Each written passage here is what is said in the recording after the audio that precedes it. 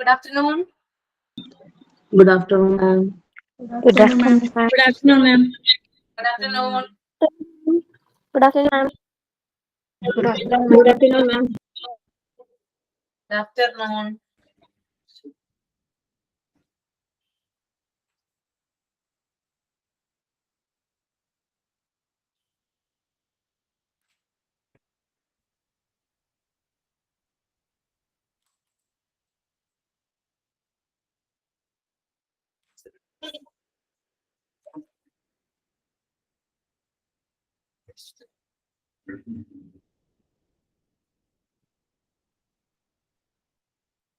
Okay, അപ്പൊ എല്ലാവർക്കും good afternoon. എല്ലാവരും ഫുഡൊക്കെ കഴിച്ചിട്ടിരിക്കുകയാണോ?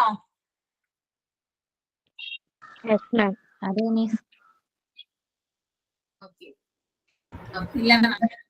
രമ്യ കഴിച്ചിട്ടില്ല അല്ലെ? എന്ത് പറ്റി? ഞാനിപ്പോ പുറത്തു പോയിട്ട് വന്നതേ ഉള്ളൂ. പുറത്തു പോയിട്ട് വന്നിട്ട്. രമ്യയുടെ വീട് എവിടെയാ?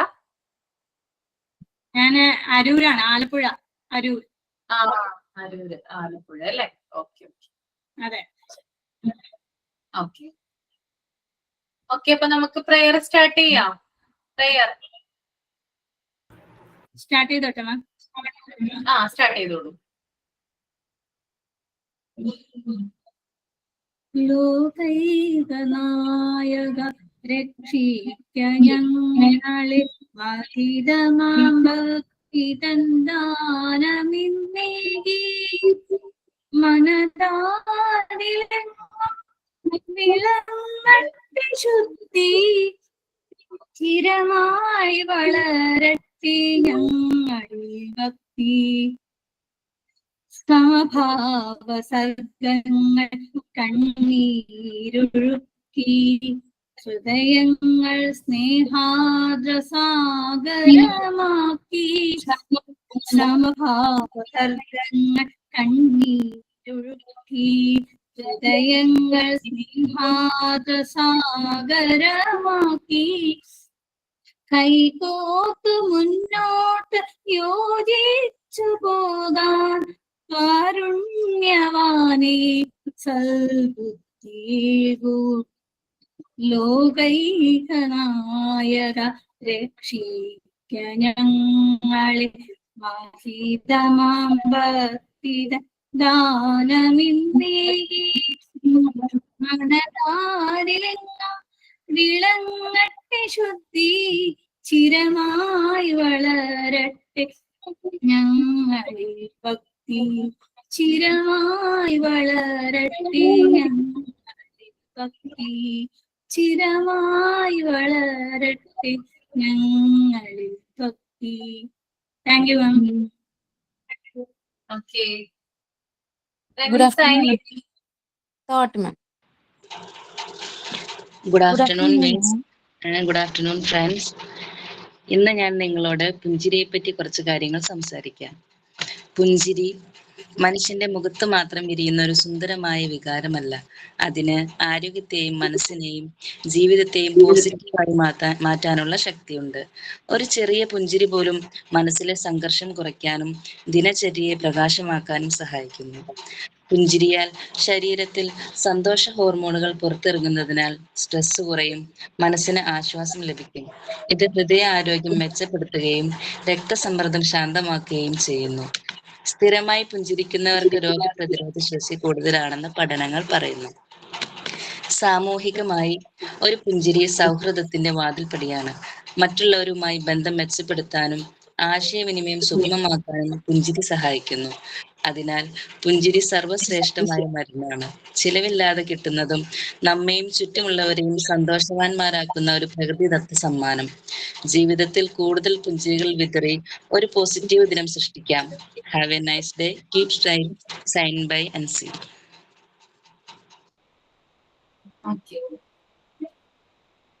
Good afternoon, all. Thought for the day. Always end the day with a positive thought. No matter how hard things were, tomorrow is a fresh opportunity to make it better. Thank you.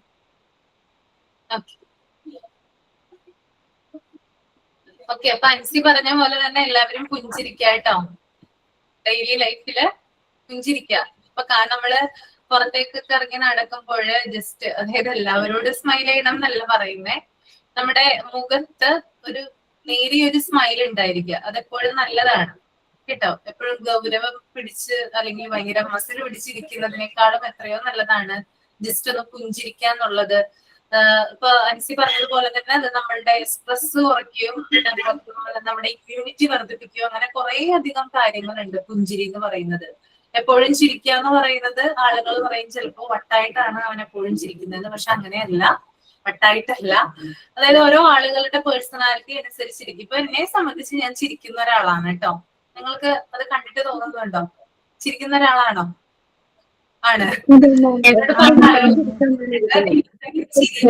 എന്താണ് എപ്പോഴും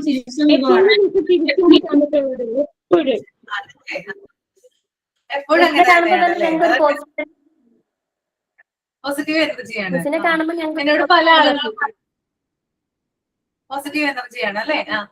കുറെ ആളുകൾ എന്നോട് പറഞ്ഞിട്ടുണ്ട് ആ കുട്ടി എപ്പോഴും ചിരിച്ചിട്ടാണ് സംസാരിക്കുന്നത്, എപ്പോഴും ചിരിച്ചുകൊണ്ടിരിക്കുന്നത്, നിസ്സാര കാര്യത്തിന് പോലും ഇങ്ങനെ പൊട്ടിച്ചിരിക്കുമെന്ന്. പൊട്ടിച്ചിരിക്കുമ്പോഴുള്ള പ്രത്യേകത മോണ മുഴുവൻ കാണാൻ പറ്റും, അതാണ് മറ്റൊരു പ്രത്യേകത. ഓക്കെ, അപ്പോ അത് നമ്മുടെ ഉള്ളിൽ നിന്ന് വരുന്നതാണ്, നമ്മൾ ആർട്ടിഫിഷ്യൽ ആയിട്ട് കൊണ്ടുവരുന്ന ഒരു സംഗതി അല്ല അത്. അതായത് ഉള്ളിൽ നിന്ന്, നമ്മുടെ മനസ്സിൽ നിന്ന്, ഹൃദയത്തിൽ നിന്ന് വരുന്ന ഒരു കാര്യമാണ് ഈ പുഞ്ചിരി എന്ന് പറയുന്നത്. അപ്പൊ കുറേയധികം ബെനിഫിറ്റ്സ് ഉണ്ട് പുഞ്ചിരിക്ക് കേട്ടോ. അപ്പൊ എല്ലാവരും എന്ത് ചെയ്യാ, നല്ല രീതിയിൽ പുഞ്ചിരിച്ച് സ്മൈലോട് കൂടി നിൽക്കുക. ഇപ്പൊ ഹസ്ബൻഡിനോടായാലും കുട്ടികളോടായാലും ആ പുഞ്ചിരിച്ചുകൊണ്ട് പറയുന്നതിന്റെയും ദേഷ്യപ്പെട്ട് പറയുന്നതിന്റെയും വ്യത്യാസങ്ങൾ ഉണ്ടാവും അല്ലെ. നമുക്ക് തന്നെ തോന്നും നമ്മള് കൂടുതൽ അവരോട് ദേഷ്യപ്പെട്ടോ, നമ്മൾ ഫാമിലി ഇപ്പൊ നമ്മുടെ അമ്മയോടായാലും ചിലപ്പോ ചില സമയത്തൊക്കെ നമ്മൾ ദേഷ്യപ്പെടുന്ന കാര്യങ്ങളുണ്ട്. ആ സമയത്ത് ഒരു പുഞ്ചിരി അവർക്ക് നൽകിക്കൊണ്ടാണ് നമ്മൾ കാര്യങ്ങൾ പറയുന്നതെങ്കിൽ അവർക്കും ഭയങ്കരമായിട്ട് സന്തോഷം.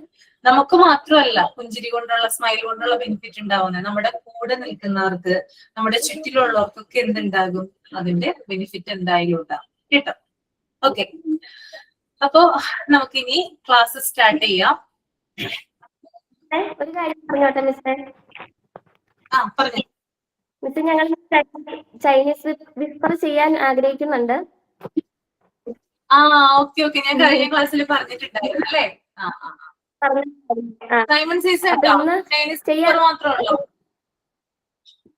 ചൈനീസ് വിസ്പർ മാത്രമേ ഉള്ളൂ മിസ്സേ. ഒരു 10 പേര് റെഡി ആയിട്ടുണ്ട്. ചെയ്യാൻ ഉദ്ദേശിക്കുന്നത് എങ്ങനെയാന്ന് വെച്ചാല് ഒരു ആക്ഷൻ കാണിക്കും ഒരാള്. ആദ്യമേ സ്റ്റാർട്ടിങ് ഒരാൾ കാണിക്കും, ബാക്കി എല്ലാവരും ക്യാമറ ഓൺ ചെയ്തിട്ട് ക്യാമറയ്ക്ക് ഓപ്പോസിറ്റ് തിരിഞ്ഞു നിൽക്കണം. ആദ്യത്തെ ആൾ ഒരു ആക്ഷൻ, രണ്ടാമത്തെ ആളെ വിളിച്ചിട്ട് ഒരു ആക്ഷൻ കാണിക്കും ആദ്യത്തെ ആള്. ആ ആള് പേര് വിളിക്കുമ്പോൾ മാത്രം ക്യാമറയുടെ നേരെ തിരിയുക. ഫസ്റ്റ് ആൾ ആക്ഷൻ കാണിക്കുമ്പോൾ ആക്ഷൻ കാണിച്ചതിന് ശേഷം ആദ്യത്തെ ആള് ക്യാമറ ഓഫ് ആക്കുക. ശേഷം രണ്ടാമത്തെ ആള് മൂന്നാമത്തെ ആളെ വിളിക്കുക.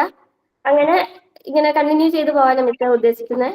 ഞങ്ങൾ ആദ്യമേ സ്റ്റോറി ഒക്കെ പ്ലാൻ ചെയ്തായിരുന്നു, പക്ഷെ നമ്മുടെ ഓൺലൈൻ ആയതുകൊണ്ട് എല്ലാം ഒരു പ്രശ്നമാണ്. അപ്പൊ ഈ ഒരു മെത്തേഡ് കുഴപ്പമില്ലെന്ന് തോന്നുന്നു. ആരെങ്കിലും മോണിറ്റർ ആയിട്ട് ആരെങ്കിലും നിൽക്കുന്നുണ്ടോ? മോണിറ്റർ ആയിട്ട് കുറച്ച് ആരെങ്കിലും ഉണ്ടോ? ഇല്ല മിസ്, നമുക്ക് സെറ്റ് ആക്കിയിട്ടുണ്ട്.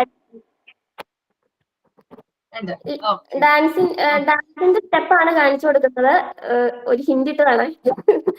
അപ്പം 10 പേരുണ്ട്. എല്ലാവരും ക്യാമറ ഓൺ ആക്കണേ. ഞാൻ പേര് വിളിക്കാം, എല്ലാവരും റെഡി ആണോന്നൊന്ന് പറയണേ, തംസപ്പ് ചെയ്യണേ. ജയശ്രീ കെ, ജയശ്രീ ചേച്ചി വന്നിട്ടില്ല എന്ന് തോന്നുന്നു. അനുമോൾ ഓക്കെ ആണ്. രമ്യ കെ, രമ്യ, റോസ്മി, ഐശ്വര്യ ധനീഷ്, വിന്ദുജ, ഹസ്ന, ഗോപിക, അർച്ചന, ആവണി. അല്ലേ? എല്ലാവരും എഴുന്നേറ്റ് ക്യാമറയ്ക്ക് ഓപ്പോസിറ്റ് വീഡിയോ ഓൺ ആക്കണം. അതിനുശേഷം ക്യാമറയ്ക്ക് ഓപ്പോസിറ്റ് തിരിഞ്ഞു വെക്കണം. ആദ്യം ഞാൻ ഒരു ആക്ഷൻ കാണിച്ചു തരും. ഞാൻ രമ്യക്കാണ് കാണിക്കാൻ പോണത്. രമ്യ റോസ്മിക്ക് കാണിക്കണം. റോസ്മി ഐശ്വര്യ ധനീഷിനെ കാണിക്കണം. ഐശ്വര്യ ധനീഷ് വിന്ദുജ, വിന്ദുജ ഹസ്നനെ കാണിക്കണം. ഹസ്ന ഗോപിക ചേച്ചിനെ കാണിക്കണം. ഗോപി ചേച്ചി അർച്ചനനെ കാണിക്കണം. അതിനുശേഷം അർച്ചന ആവണീനെ കാണിക്കണം. ആവണി കൊണ്ടാണ് നമ്മൾ സ്റ്റോപ്പ് ചെയ്യുന്നത്. ആവണി ഉണ്ടോ?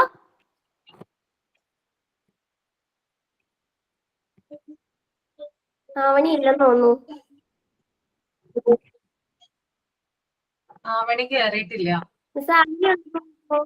ഇല്ല അല്ലേ? അപ്പൊ അർച്ചനയും കൊണ്ട് നമുക്ക് സ്റ്റോപ്പ് ചെയ്യാം. ആരെങ്കിലും കയറാൻ പറ്റുമെങ്കിൽ കയറാം, നമുക്കിപ്പോ ഓൺലൈനിലുള്ളവർക്ക്. ഒരു തംസപ്പ് വന്നാൽ മതി.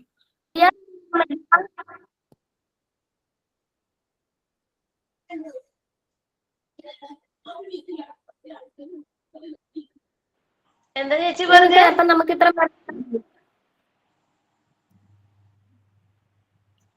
സ്റ്റാർട്ട് ചെയ്യാം മിസ്സേ. ഞാൻ മിസ് ഞാന് രമ്യ ആവേണ്ടതായിരുന്നേ. പനി ആയോണ്ടേ ഭയങ്കര ക്ഷീണം, ഗുളിക കഴിച്ചിട്ടേ തീരെ വയ്യ, അല്ലെങ്കിൽ ജോയിൻ ചെയ്യേണ്ടതായിരുന്നു, അതുകൊണ്ടാണ്.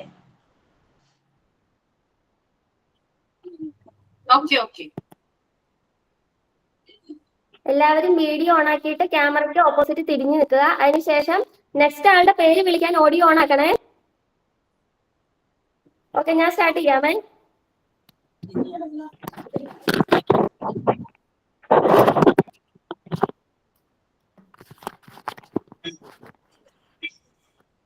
രമ്യ,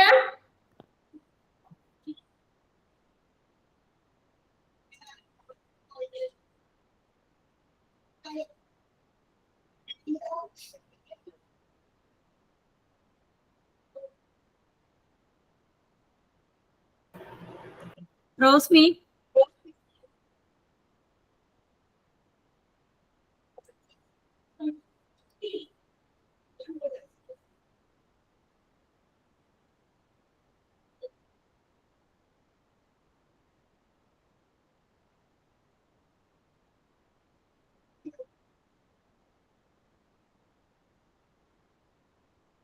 ഓക്കെ. ഐശ്വര്യ ധനേഷ്.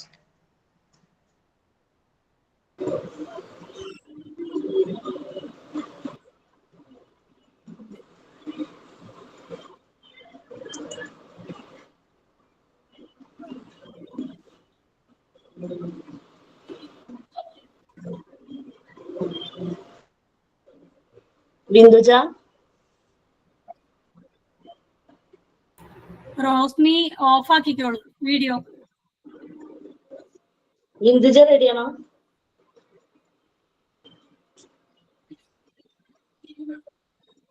റെഡിയാണ്.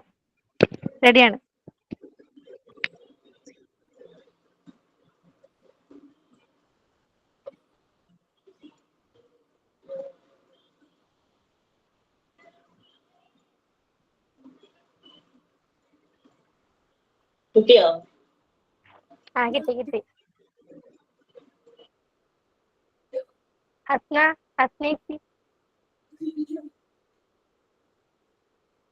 ഹസ്നേച്ചിനെ കാണുന്നില്ലല്ലോ. ഹസ്നന്റെ ഇവിടെ ഉണ്ടോ? എനിക്ക് കാണാത്തെ. ഹസ്നുണ്ട്. ഉണ്ടോ? ഹസ്നയ്ക്ക് കാണാൻ പറ്റുന്നില്ലേ? എന്നെ കാണാൻ പറ്റുന്നുണ്ടോ? ഹിന്ദുജനെ കാണാൻ പറ്റുന്നുണ്ട്. കാണാൻ പറ്റും.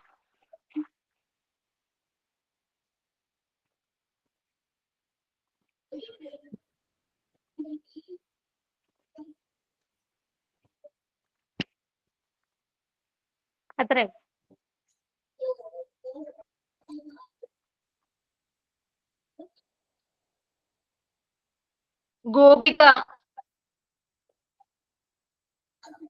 ഗോപിക എവിടെ?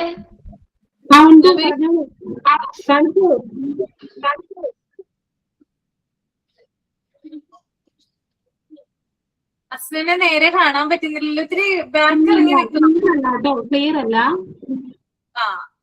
ചെയർ ഒന്ന് മാറ്റാവോ? ചെയർ ഒന്ന് അവിടെ നിന്ന് മാറ്റാവോ? ഓക്കെ.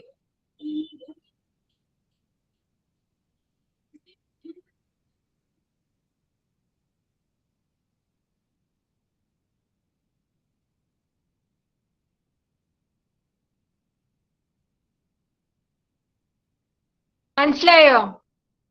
ഓക്കെ. അർച്ചന.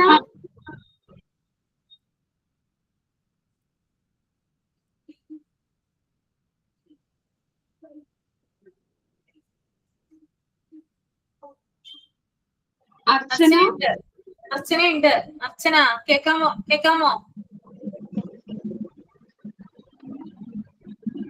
കാണാൻ പറ്റുന്നുണ്ടോ എന്നെ? കാണാൻ പറ്റുന്നുണ്ട്. Okay okay.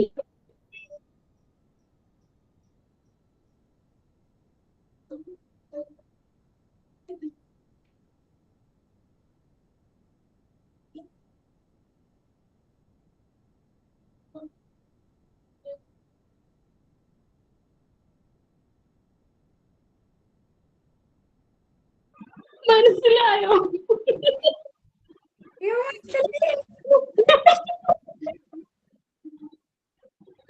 എടാ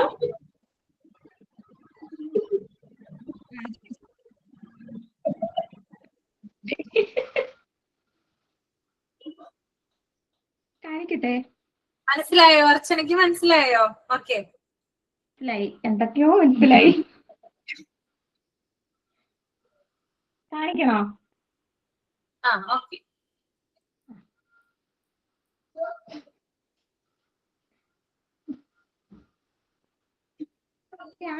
ഇങ്ങനെ എന്തോ കാണിച്ചായിരുന്നു, അതെനിക്ക് മനസ്സിലായില്ല. ഇങ്ങനെ വെച്ചിട്ട് ഇങ്ങനെ എന്തോ ചങ്കില് കൈ കൊടുത്തിട്ട് ഇങ്ങനെ എന്തോ കാണിച്ചില്ലായിരുന്നു, അതെനിക്ക് മനസ്സിലായില്ല. ഓക്കെ, ഇത്രേ ഉള്ളൂ. അനിമോളല്ലേ ആദ്യം കാണിച്ചത്? ഇനി ഉണ്ടാരെങ്കിലും? അതെ അതെ മിസ്. അനിമോളൊന്ന് ഇനി വേറെ ആരെങ്കിലും ഉണ്ടോ? അർച്ചന കഴിഞ്ഞിട്ട് ആരെങ്കിലും ഉണ്ടോ? ഒരു മിനിറ്റ് അനിമോളെ, ഞാനൊന്ന് പിൻ ചെയ്യട്ടെ. അവിടെ ഇത് കേറിയിട്ടില്ല അല്ലേ? ക്ലാസ്സിൽ കേറിയിട്ടില്ല. Okay okay. ചെയ്തോളൂ. ഓക്കെ.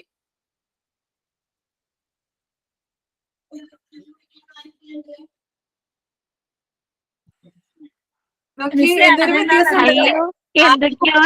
എന്തൊക്കെയോ ചെയ്യുന്നു.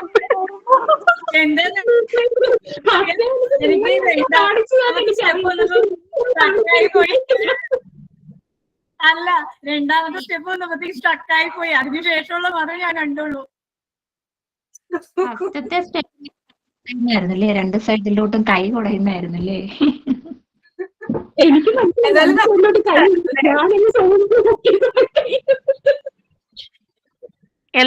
എല്ലാം മാറിപ്പോയി. അതാണ് ചൈനീസ് വിസ്പറിന്റെ പ്രത്യേകത. ആദ്യത്തെ ആള് പറയുന്നതായിരിക്കില്ല 10ാമത്തെ ആള് പറയുന്നത്. വ്യത്യാസം ഉണ്ടാകും. ഇപ്പൊ നിങ്ങൾ ആക്ഷൻസ് ആണ് കാണിച്ചത്, ഇതുപോലെ പറയുന്ന കാര്യത്തിലും വ്യത്യാസം ഉണ്ടാവും കേട്ടോ. അപ്പൊ നല്ല ഗെയിം അല്ലേ Chinese Whisper? Okay okay. Enjoy ചെയ്തു, അല്ല ഇഷ്ടമായിട്ടോ? എനിക്ക് നന്നായിട്ട്. Okay okay. ഇന്നത്തെ സൈനും പുഞ്ചിരി ചിരിച്ച് ഞാൻ തന്നെ ചിരിച്ചിരുത്ത് എന്റെ കാര്യം കണ്ടിട്ട് എനിക്ക് എന്നെ ചിരി. ഓക്കെ, എന്തായാലും നന്നായിരുന്നു. എന്താണ് ജയശ്രീ ഒന്നും കേറാതിരുന്നത്? ടീം ജയശ്രീക്ക് ഒരു അത്യാവശ്യം ഉണ്ടായി, അങ്ങനെ പുറത്തിരിക്കാന്ന് പറഞ്ഞു. അതെ അല്ലേ? Okay okay okay. അപ്പൊ നമുക്ക് കഴിഞ്ഞില്ലേ? അതെ, അനിമോള് ചിരിച്ചു കരഞ്ഞു. ഓക്കെ. സൈമൺ സീസൺ എല്ലാരും നന്നായിട്ട് പാർട്ടിസിപ്പേറ്റ് ചെയ്തു. എല്ലാവർക്കും നന്നായിട്ട് ചെയ്തു എല്ലാവരും. നിങ്ങള് ഓൺലൈൻ വഴി ചെയ്യാനുള്ള നിങ്ങളുടെ എഫേർട്ട് ഉണ്ടല്ലോ, അതിന് വലിയൊരു ക്ലാപ്പ് കേട്ടോ. ഇനിയും ചെയ്യാം. സൈമൺ സീസൺ ചെയ്യാം. ഇനി വേറെ ഏതെങ്കിലും ഒരു ക്ലാസ്സിൽ സൈമൺ സീസൺ കൂടി ഒന്ന് ചെയ്തു നോക്കുക കേട്ടോ. ഓക്കെ. ഇപ്പൊ നമുക്ക് സാധ്യമാകാത്ത കാര്യങ്ങളൊന്നും തന്നെ ഇല്ല അല്ലേ? നമ്മൾ ആദ്യം ഒരു കൺഫ്യൂഷൻ ആയിരുന്നത് നമുക്ക് എങ്ങനെ ഓൺലൈൻ ആയിട്ട് ചെയ്യാം എന്നുള്ളത്. പക്ഷെ എല്ലാവരും നല്ല ഭംഗിയായിട്ട് ചെയ്തില്ലേ? അതാണ്. ഓക്കെ.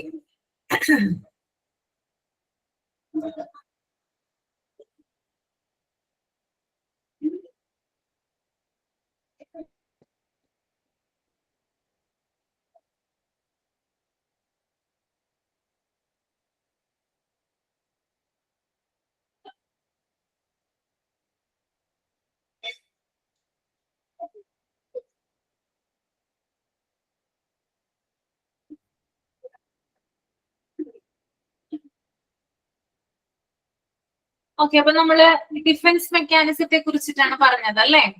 കഴിഞ്ഞ ക്ലാസ്സിൽ കുറച്ച് കാര്യങ്ങൾ പറഞ്ഞിട്ടുണ്ടായിരുന്നു, ഓർമ്മയുണ്ടോ? Yes ma'am. ഉണ്ട്. ഉണ്ട് മാം. ആലോചിച്ച് നോക്കിയോ വീട്ടിലിരുന്നിട്ട് ഓരോരുത്തരും ഓരോരോർക്ക് ഡിഫൻസ് മെക്കാനിസം ഉണ്ടോന്ന് ആലോചിച്ചോ? ഉണ്ട് മിസ്, എല്ലാവർക്കും ഉണ്ട്. എല്ലാവർക്കും ഉണ്ട്. അപ്പൊ ഞാൻ കഴിഞ്ഞ ക്ലാസ്സിൽ ഒരു കാര്യം എഴുതാനായിട്ട് പറഞ്ഞിട്ടുണ്ടായിരുന്നു, അത് എഴുതിയായിരുന്നു. മാനസിക സംഘർഷങ്ങളിൽ നിന്ന് രക്ഷ നേടുന്നതിനോ അത് എഴുതിയിരുന്നു അല്ലേ? പിന്നെ യെസ് പറഞ്ഞോളൂ മാം. അനുമോള് പറഞ്ഞോളൂ. എന്തെങ്കിലും പറയാനുണ്ടാവും അനുമോൾ? ഇല്ല ഇല്ല മിസ്സേ, ഇല്ല. അല്ലേ? പറയുന്നത് പോലെ എനിക്ക് തോന്നി, അതാണ്. അപ്പൊ ഞാന് കഴിഞ്ഞ ക്ലാസ്സിൽ അതുവരെ പറഞ്ഞു നിർത്തി. പിന്നെ കുറച്ചും കൂടി എക്സാമ്പിൾ പറയാന്ന് പറഞ്ഞിട്ടുണ്ടായിരുന്നു അല്ലേ? അങ്ങനെയല്ലേ പറഞ്ഞു നിർത്തിയത്? ഓക്കെ, അപ്പൊ നമുക്ക് എക്സാമ്പിൾസിലോട്ട് കിടക്കാം. നമ്മള് ഡെയിലി ലൈഫിൽ നമ്മൾ യൂസ് ചെയ്യുന്ന അല്ലെങ്കിൽ നമ്മൾ കാണുന്ന നമുക്ക് എക്സ്പീരിയൻസ്ഡ് ഉള്ള ചില ഡിഫൻസ് മെക്കാനിസം ആണ് അതിന് എക്സാമ്പിൾ ആയിട്ട് പറയാനായിട്ട് പോകുന്നത് കേട്ടോ. അപ്പൊ ആദ്യത്തെ എക്സാമ്പിൾ എന്ന് പറയുന്നത്, ഒരു വീട്ടില് ചേട്ടനും അനിയനും തമ്മില് കളിച്ചുകൊണ്ടിരിക്കുകയാണ്. ഓക്കെ, അപ്പൊ അമ്മ അടുക്കളയിലുണ്ട്. ഇങ്ങനെ കളിച്ചുകൊണ്ടിരിക്കുന്ന സമയത്ത് ചേട്ടന്റെ കൈ തട്ടിയിട്ട് അനിയൻ തെന്നി വീണു. അതായത് സ്ലിപ്പായിട്ട് അവിടെ വീണു. കൈ കൊണ്ടിട്ട് ജസ്റ്റ് ഒന്ന് സ്ലിപ്പായി താഴേക്ക് വീണു. അപ്പൊ ഇത് അനിയനാണ് ഇത് സംഭവിച്ചത്, അനിയൻകുട്ടിക്കാണ് സംഭവിച്ചത്. പെട്ടെന്ന് തന്നെ കൊച്ചു കരഞ്ഞു. ചെറിയ കുഞ്ഞാണ്.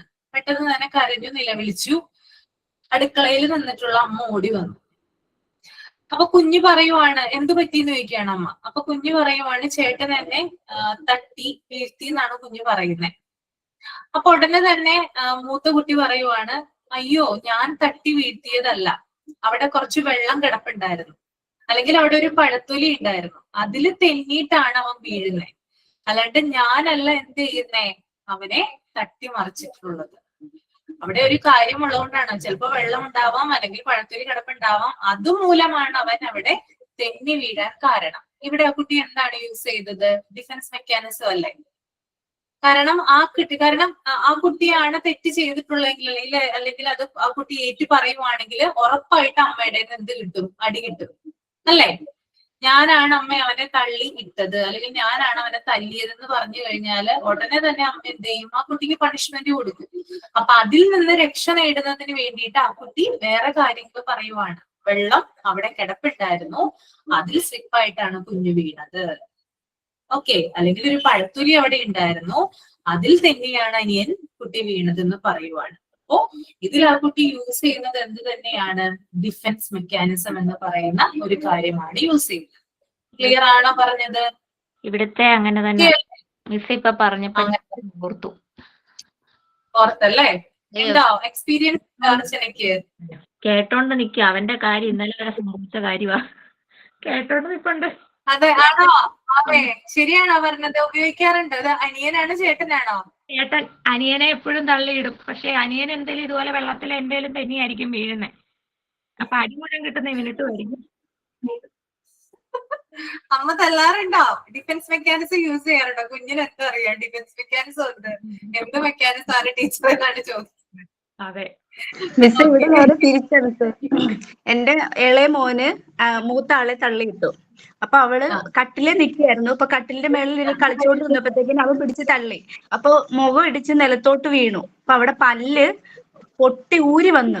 ഞാൻ നോക്കുമ്പോഴത്തേക്കും വായ നിറയെ ബ്ലഡുമായിട്ട് കൊച്ചു വരുന്നു. അപ്പൊ ഇങ്ങനെ സിങ്കിനകത്തോട്ട് തുപ്പിയപ്പോഴത്തേക്കിനും പല്ല് ഊരി സിങ്കിനകത്തോട്ട് വീണു. അപ്പൊ ഞാൻ ചോദിച്ചു, ഇത് എന്ത് പറ്റിയതാന്ന് ചോദിച്ചപ്പോഴത്തേക്ക് അവൻ ശരിക്കും തള്ളിയിട്ടതാണ്. പക്ഷെ മോൾ അവന് പ്രൊട്ടക്ട് ചെയ്യാൻ വേണ്ടി പറഞ്ഞു, അമ്മ അവിടെ ഒരു കുപ്പി കിടപ്പുണ്ടായിരുന്നു, ഞാൻ അതിൽ തെന്നി വീണതാന്ന് പറഞ്ഞു. എന്നിട്ട് പിന്നെ ഞങ്ങൾ ആശുപത്രിയിലൊക്കെ പോയി എല്ലാം സെറ്റായി. എന്നിട്ട് 2 ദിവസം കഴിഞ്ഞപ്പോഴാണ് അവൾ പറയുന്നത് ഇങ്ങനെ അവൻ പിടിച്ച് തള്ളിയതാണെന്ന്. അപ്പൊ പിന്നെ അത്ര സീരിയസ് ആയി കഴിയുമ്പോ എന്തായാലും അന്നേരം അവൾ അങ്ങനെ ടെൻഷൻ അടിച്ച് നിൽക്കുന്നു. അപ്പൊ കുഞ്ഞിനെ തല്ലൂലെന്ന് വിചാരിച്ചിട്ട് അവള് പെട്ടെന്ന് നേരെ തിരിച്ചു പറഞ്ഞു, ഞാൻ കുപ്പി തെന്നി വീണതാന്ന് പറഞ്ഞു. 2 ദിവസം കഴിഞ്ഞപ്പോഴാണ് എന്നിട്ട് പിന്നെ പറയണത്. ഓക്കെ ഓക്കെ, അപ്പൊ ഇത്തരത്തിലുള്ള കാര്യങ്ങൾ നമ്മുടെ ലൈഫിൽ നമ്മൾ കാണാറുണ്ട്. അതാണ് ഞാൻ പറഞ്ഞത്, നമ്മുടെ ഡെയിലി ലൈഫിൽ കാണിക്കുന്ന അല്ലെങ്കിൽ നമ്മൾക്ക് എക്സ്പീരിയൻസ് ഉള്ള ചില ഡിഫൻസ് മെക്കാനിസം ആണിത്. അപ്പോ മാനസിക അസ്വസ്ഥതകളിൽ നിന്നും അതുപോലെ തന്നെ അപകടങ്ങളിൽ നിന്നും രക്ഷ നേടാൻ വേണ്ടി വ്യക്തി അവലംബിക്കുന്ന സംരക്ഷണ തന്ത്രങ്ങളാണെന്ന് പറയുന്നത് ഡിഫൻസ് മെക്കാനിസം എന്ന് പറയും കേട്ടോ. അതായത് കുട്ടിയുടെ അമ്മ അതായത് ഇങ്ങനെ ഒരു തെറ്റ് ചെയ്തു, ഇപ്പൊ അനിയൻ ചേട്ടൻ തൊട്ടിട്ട് അനിയൻ വീണു, ഈ ചേട്ടൻ തല്ലിയിട്ട് അനിയൻ വീണു എന്ന് വിചാരിക്കുക. അപ്പൊ തീർച്ചയായിട്ടും അമ്മയുടെ അടി കുഞ്ഞിന്റെ നേരെ ആയിരിക്കും ഉണ്ടാവുക, മൂത്ത കുട്ടിയുടെ നേരെ ആയിരിക്കും ഉണ്ടാവുക. തെറ്റ് ചെയ്തവരാരാണോ അവരുടെ നേരെ അടി എന്തായാലും ഉറപ്പായിട്ടുണ്ടാവും. അപ്പൊ ആ ഒരു ഇതിൽ നിന്ന് ആ ഒരു അറ്റാക്കിനെ പ്രിവെന്റ് ചെയ്യുന്നതിന് വേണ്ടിയിട്ട് ആ കുട്ടി ഉപയോഗിക്കുന്ന ഡിഫൻസ് മെക്കാനിസം ആണ് എന്ത്, ന്യായീകരണം നടത്തുക എന്നുള്ളത്. അങ്ങനെയല്ല ഇങ്ങനെയാണെന്ന് പറഞ്ഞു തിരുത്തുക എന്നുള്ളത് കേട്ടോ. ഓക്കെ, പിന്നെ അതുപോലെ തന്നെ നമ്മൾക്ക് എന്തെങ്കിലും ആഗ്രഹങ്ങൾ ഉണ്ടാവുകയാണ്, അല്ലെങ്കിൽ നമ്മൾക്ക് എന്തെങ്കിലും നമ്മുടെ ലക്ഷ്യത്തിന് എന്തെങ്കിലും തടസ്സം വരുന്ന സമയത്തൊക്കെ നമ്മൾ എന്ത് ചെയ്യാറുണ്ട്, ഡിഫൻസ് മെക്കാനിസം യൂസ് ചെയ്യാറുണ്ട്. ഓക്കെ, ഫോർ എക്സാമ്പിൾ നമ്മൾ വളരെ ആഗ്രഹിച്ചിട്ടുള്ള ഒരു സാധനം നമുക്ക് കിട്ടിയില്ലെന്ന് വിചാരിക്കുക. ആ കിട്ടാതിരിക്കുന്ന സമയത്ത് നമ്മൾ എന്ത് ചെയ്യുന്നുണ്ട്, ഡിഫൻസ് മെക്കാനിസം യൂസ് ചെയ്യുന്നുണ്ട്. അതെങ്ങനെയാണെന്ന് ഒരു എക്സാമ്പിളിലൂടെ ഞാൻ പറഞ്ഞുതരാം. അതായത് ഒരു അച്ഛന് ഒരു മകളാണുള്ളത്, അമ്മയ്ക്ക് അച്ഛനും കൂടി ഒരു മകളാണുള്ളത്. വളരെയധികം വാത്സല്യത്തോടെയും സ്നേഹത്തോടും കൂടിയാണ് ആ മകളെ നോക്കി വളർത്തിക്കൊണ്ടുവരുന്നത്. അപ്പൊ ഒരു ദിവസം കുഞ്ഞ് പറയുവാണ്, അച്ഛ എനിക്ക് സ്വർണ്ണ പാദസരം ഇടാനൊരു ആഗ്രഹം ഉണ്ടെന്ന് പറയുവാണ്. അപ്പൊ അച്ഛൻ ഇത് കേട്ടപ്പോ പറഞ്ഞു, സാധിച്ചു തരാം മോളെ, കുഴപ്പമില്ല, കാരണം കുഞ്ഞ് ചോദിക്കുന്ന ഒരു കാര്യമല്ലേ, സാധിച്ചു തരാന്ന് പറഞ്ഞു. അപ്പൊ കുഞ്ഞ് ഇത് പറയുന്ന ആ ഒരു മൊമെന്റിൽ അച്ഛൻ റിപ്ലൈ തരുന്നത് സാധിച്ചു തരാമെന്നാണ്. ആ മൊമെന്റ് തുടങ്ങി ഈ കുഞ്ഞ് ആ ഒരു കാര്യം മാത്രം സ്വപ്നം കണ്ടുകൊണ്ടിരിക്കുകയാണ്, അല്ലെ? നമ്മളായാലും അതെ, നമ്മൾക്ക് എന്തെങ്കിലും ഒരു സാധനം കിട്ടാനായിട്ട് പോകുന്നു എന്ന് നമുക്ക് വിചാരിക്കാം. നമ്മൾ എന്ത് ചെയ്യും, നമ്മൾ ഇങ്ങനെ ഇമാജിൻ ചെയ്യും. ഇപ്പൊ സ്വർണ്ണ പാദസരമാണ് ആ കുട്ടി ചോദിച്ചിരിക്കുന്നത്. അപ്പോ കുട്ടി എന്താണ് ഇമാജിനേഷനിൽ കാണുക, ആ കുട്ടി അത് കാലിലിട്ട് നടക്കുന്നത്, ഫ്രണ്ട്സ് ഒക്കെ ചോദിക്കുന്നത്, ഇങ്ങനെയുള്ള ധാരാളം കാര്യങ്ങൾ എന്ത് ചെയ്യും, കുഞ്ഞ് ആ ഒരു സമയം തുടങ്ങി പിക്ചറൈസ് ചെയ്യാനായിട്ട് തുടങ്ങും. അപ്പൊ വൈകുന്നേരമാണ് അച്ഛൻ വരുന്നത് ജോലി കഴിഞ്ഞ്. അപ്പൊ ജോലി കഴിഞ്ഞ് മേടിച്ചുകൊണ്ട് വരാനാണ് പറഞ്ഞിട്ടുള്ളത്. അപ്പൊ വൈകുന്നേരം വരെ കുട്ടിയുടെ ചിന്ത ഇത് മാത്രമായിരിക്കുള്ളൂ, ആ പാദസരത്തിന്റെ ജ്വരമായിരിക്കും കുട്ടിക്ക് ഉണ്ടാവുക. അപ്പൊ എങ്ങനെയെങ്കിലും ഒന്ന് വൈകുന്നേരം ആവണേന്നായിരിക്കും കുട്ടി പ്രാർത്ഥിക്കുന്നത്, അച്ഛൻ എത്രയും പെട്ടെന്ന് വരണേന്ന്. അപ്പൊ അച്ഛൻ വന്നപ്പോ അച്ഛനോട് ചോദിക്കുവാണ്, എവിടെ എന്റെ സ്വർണ്ണ പാദസരം എവിടെയെന്ന് ചോദിക്കുവാണ്. അപ്പൊ അച്ഛൻ പറഞ്ഞു, മോളെ ഇന്ന് മേടിക്കാനായിട്ട് പറ്റിയില്ല എന്ന് പറയുകയാണ്. അപ്പൊ എന്ത് പറ്റിയെന്ന് ചോദിക്കുമ്പോൾ, ഞാൻ മേടിക്കുന്ന ഷോപ്പില് ഇന്ന് അവിടെ അവധിയായിരുന്നു, അതുകൊണ്ട് അവിടെ നിന്ന് മേടിക്കാനായിട്ട് പറ്റിയില്ല, നമ്മൾ എപ്പോഴും അവിടെ നിന്ന് തന്നെയാണ് വാങ്ങിക്കുന്നത്, നാളെ ആ ഷോപ്പ് തുറക്കും, അപ്പൊ വാങ്ങിക്കാന്ന് പറയുവാണ്. അപ്പൊ ഈ കുട്ടിക്ക് ഇത് കേട്ട മാത്രമേ തന്നെ എന്താ തോന്നുക, ഭയങ്കര വിഷമം തോന്നില്ലേ? നമ്മളായാലും അതെ, ഭയങ്കരമായിട്ടൊരു കാര്യം ആഗ്രഹിച്ചിരിക്കുന്ന സമയത്ത് നമ്മൾക്കത് കിട്ടിയില്ലെങ്കിൽ നമുക്ക് ഭയങ്കര വിഷമം തോന്നും, ഭയങ്കര സങ്കടം വരും, കരച്ചിൽ വരും, അല്ലെ? എന്തെന്നില്ലാത്ത ദേഷ്യം വരും. അങ്ങനെയുള്ള ധാരാളം കാര്യങ്ങൾ അവിടെ സംഭവിക്കുന്നുണ്ട്. അങ്ങനെ ഈ കൊച്ചിങ്ങനെ കരഞ്ഞിരിക്കുന്ന സമയത്ത് അച്ഛൻ വന്ന് ആശ്വസിപ്പിക്കുവാണ്. അവിടെ ഡിഫൻസ് മെക്കാനിസം വർക്ക് ചെയ്യുന്നുണ്ട്. അച്ഛൻ ഇങ്ങനെയാണ് ആശ്വസിപ്പിക്കുന്നത്, മോളെ ഇന്ന് ആ കട തുറക്കാത്തത് കൊണ്ടാണ് മേടിക്കാൻ സാധിക്കാത്തത്, നാളെ ആ കട തുറക്കും എന്തായാലും, ഇനി നാളെയും ആ കട തുറന്നില്ലെങ്കിൽ എന്തായാലും അച്ഛൻ വേറൊരു ഷോപ്പിൽ പോയിട്ട് നിനക്കത് മേടിച്ചു തരാം. ഇങ്ങനെ പറയുമ്പോഴെന്താണ്, ആ കുട്ടിയുടെ മനസ്സിന് അവിടെ ആശ്വാസം ലഭിക്കുകയാണ് ചെയ്യുന്നത്. അപ്പൊ അവിടെ എന്ത് വർക്ക് ചെയ്യുന്നുണ്ട്, ഡിഫൻസ് മെക്കാനിസം വർക്ക് ചെയ്യുന്നുണ്ട്. അപ്പോ നമ്മൾ ആഗ്രഹിച്ച ഒരു കാര്യം അല്ലെങ്കിൽ നമ്മുടെ ലക്ഷ്യത്തിന് എന്തെങ്കിലും തടസ്സങ്ങളൊക്കെ ഉണ്ടാകുമ്പോൾ മറ്റുള്ളവർ നമ്മൾ ആശ്വസിപ്പിക്കുന്നതിനെയും എന്ത് പറയുന്നു, ഡിഫൻസ് മെക്കാനിസം എന്ന് പറയുന്നു. ഓക്കെ, പിന്നെ അതുപോലെ തന്നെ നമ്മൾക്ക് വേദനാജനകമായിട്ടുള്ള സംഭവങ്ങളൊക്കെ ഉണ്ടാകുമ്പോൾ, അതായത് നമ്മളുടെ ലൈഫിൽ ഭയങ്കര പെയിൻഫുൾ ആയിട്ടുള്ള ചില ഇൻസിഡൻസ് ഒക്കെ ഉണ്ടാകുമ്പോൾ അതിനും കേവലം അല്പായുസാണ് ഉണ്ടാവുക. നമ്മുടെ ക്ലോസ് വൺസ് ആരെങ്കിലും മരിച്ചു എന്ന് വിചാരിക്കുക, ഓക്കെ, അവരുടെ ആ ഒരു അവരില്ലാത്തതിന്റെ അവരുടെ ആബ്സെൻസ് അല്ലെങ്കിൽ അവരില്ലാത്തതിന്റെ ദുഃഖം എന്ന് പറയുന്നത് കുറച്ചു നാളെ നീണ്ടു നിൽക്കുള്ളൂ. കുറച്ചു ദിവസം കഴിയുമ്പോൾ നമ്മൾ അതുമായിട്ട് എന്ത് ചെയ്യും, ഇണങ്ങി ചേരും, അല്ലെ? നമ്മുടെ പ്രിയപ്പെട്ട ഒരാള് മരിക്കുമ്പോൾ അങ്ങനെയാണ്. ചിലപ്പോ ആ ഒരു ദിവസം, മരിച്ച ദിവസം നമുക്ക് വിഷമം ഉണ്ടാവും, പിറ്റേ ദിവസം ഉണ്ടാകും, പിന്നെ മൂന്നാമത്തെ ദിവസം തുടങ്ങി നമ്മള് അതുമായിട്ട് അഡാപ്റ്റ് ആവുകയാണ് ചെയ്യുന്നത്, അല്ലെ? അങ്ങനെയല്ലേ? എല്ലാവർക്കും അങ്ങനെ തന്നെയാണ്, അല്ലെ? പിന്നെ ഭയങ്കരമായിട്ട് എന്താ പറയാ, ഡിഫൻസ് മെക്കാനിസം കുറവുള്ളവരിലാണെന്ന് തോന്നുന്നു കുറച്ച് വൈകും റിക്കവറിങ് സ്റ്റേജിലോട്ട് വരാനായിട്ട്.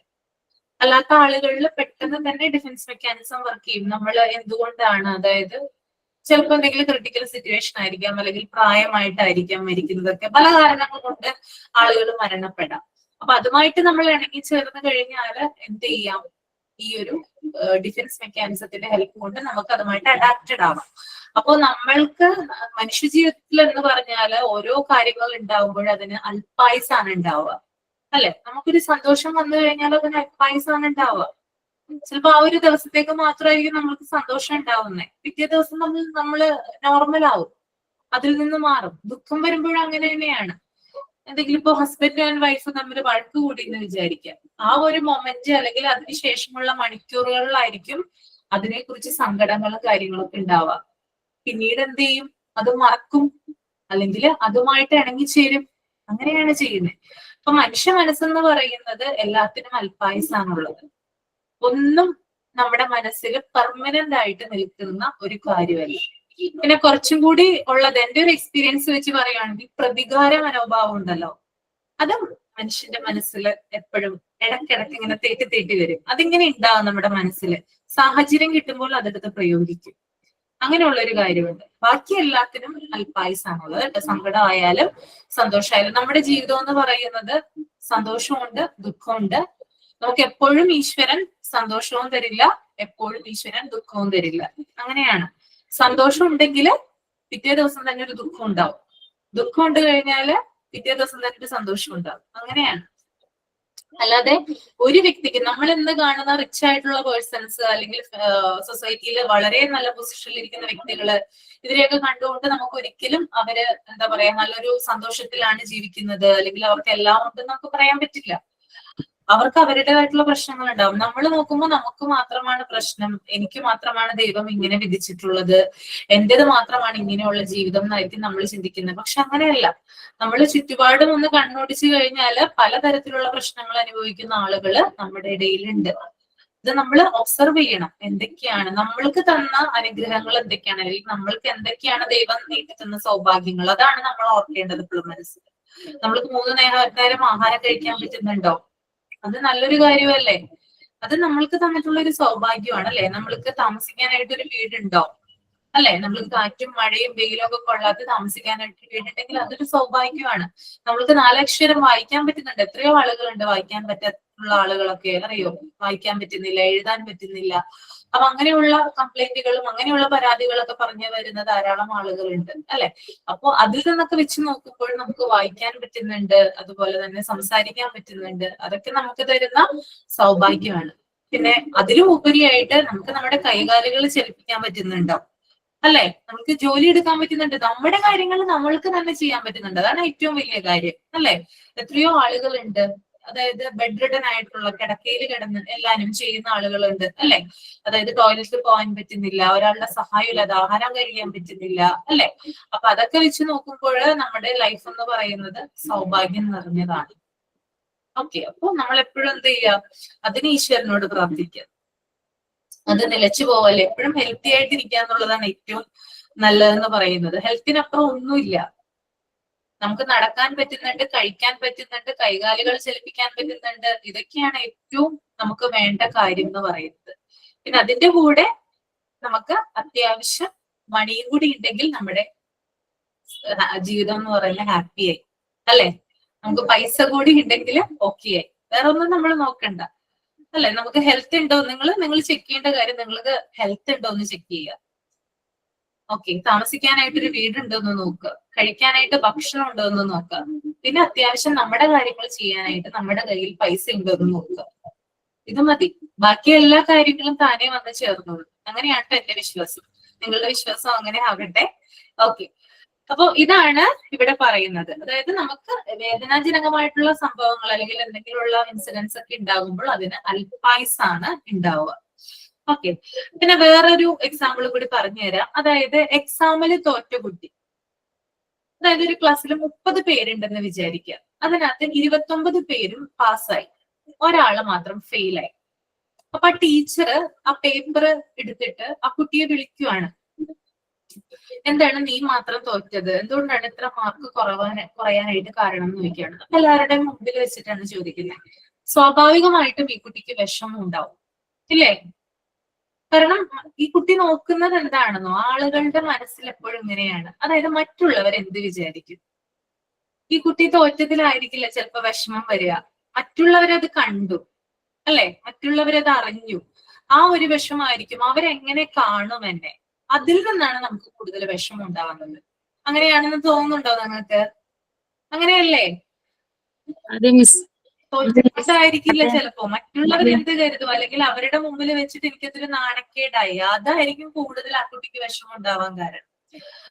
അപ്പൊ ചുറ്റുപാട് നോക്കുക, കുട്ടി ചുറ്റുപാട് നോക്കും. ചുറ്റുപാട് നോക്കിയിട്ട് പറയും, അയ്യോ ശരിയാണല്ലോ, എനിക്ക് മാത്രമുള്ളൂ ഇങ്ങനെ, അല്ലെങ്കിൽ എനിക്ക് മാത്രമാണ് മാർക്ക് കുറവ് എന്നിങ്ങനെ ചിന്തിക്കും. അതിനുശേഷം കുറച്ചു നേരം കഴിയുമ്പോൾ കുട്ടി പോസിറ്റീവായിട്ട് തിങ്ക് ചെയ്യാനായിട്ട് തുടങ്ങും. എന്താണ് തിങ്ക് ചെയ്യുന്നേ? ഇപ്പൊ തോറ്റു, ഇനി പറഞ്ഞിട്ട് കാര്യമില്ല, പക്ഷെ എനിക്ക് സേ എക്സാം എഴുതാം. സേ എക്സാം എഴുതിയിട്ട് എന്ത് ചെയ്യാം? എനിക്ക് പാസ്സാവാം, മറ്റുള്ളവരോടൊപ്പം തന്നെ എനിക്ക് എത്താം. അതൊരു ഡിഫൻസ് മെക്കാനിസം അല്ലേ? എക്സാമിൽ തോറ്റ കുട്ടി സേ എക്സാം എഴുതാലോ എന്ന് പറയുന്ന ആ ഒരു തന്ത്രമാണ് എന്ത് ചെയ്യുന്നത്, ഇവിടെ ഉപയോഗിക്കുന്നത്. ഓക്കെ, പിന്നെ ഞാൻ പറഞ്ഞു ആളുകൾ എന്ന് പറയുന്നത് വ്യത്യസ്തരാണ്. അപ്പോ ഈ വ്യത്യസ്തരായിട്ടുള്ള ആളുകൾക്ക് വ്യത്യസ്തമായിട്ടുള്ള ഡിഫൻസ് മെക്കാനിസം ആണുള്ളത്. ഇപ്പൊ ഞാൻ ഉപയോഗിക്കുന്ന ഡിഫൻസ് മെക്കാനിസം ആയിരിക്കില്ല അനുമോൾ ഉപയോഗിക്കുന്ന ഡിഫൻസ് മെക്കാനിസം. അനുമോൾ ഉപയോഗിക്കുന്ന ഡിഫൻസ് മെക്കാനിസം ആയിരിക്കില്ല രമ്യ ഉപയോഗിക്കുന്ന ഡിഫൻസ് മെക്കാനിസം. രമ്യ ഉപയോഗിക്കുന്ന ഡിഫൻസ് മെക്കാനിസം ആയിരിക്കില്ല അൻസി ഉപയോഗിക്കുന്നത്. അങ്ങനെ പലരും തമ്മിൽ, അതായത് ആളുകളുടെ പേഴ്സണാലിറ്റി അനുസരിച്ച് ഡിഫൻസ് മെക്കാനിസത്തിന് വ്യത്യാസം വരാം. ഓക്കെ, ഓരോരുത്തരും ഉപയോഗിക്കുന്ന ഡിഫൻസ് മെക്കാനിസം എന്ത് വരാം?